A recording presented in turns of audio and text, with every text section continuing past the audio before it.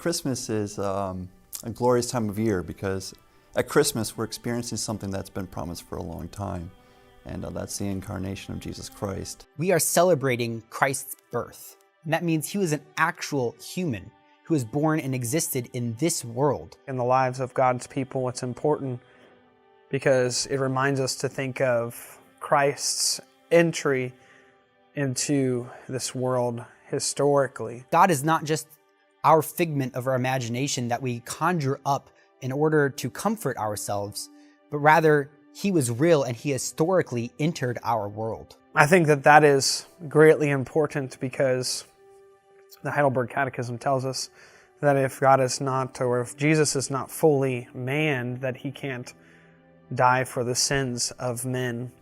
It started in the garden with the fact that humanity has fallen. There's enmity between the seed of the serpent and the seed of the woman.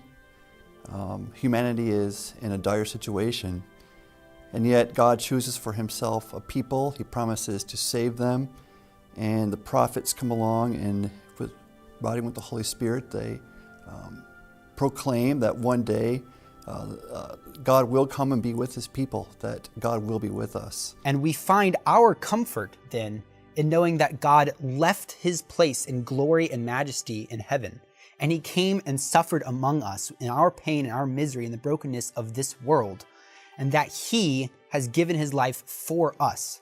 And so because we have Christmas, we have God able to save his people. Because of Christmas, we can have Easter, that Christ dies and rises again to save his people, and he ascends into heaven and reigns at the right hand of God and will come again to judge the living and the dead.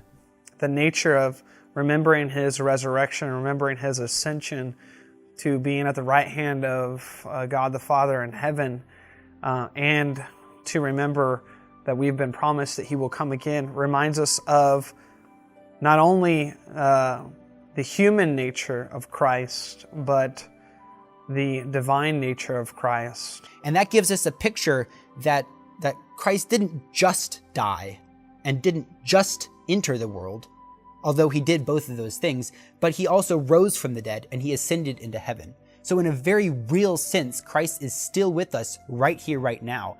So Christmas then is not a memorial of someone that died, that we loved, but rather is a celebration of someone who is living with us.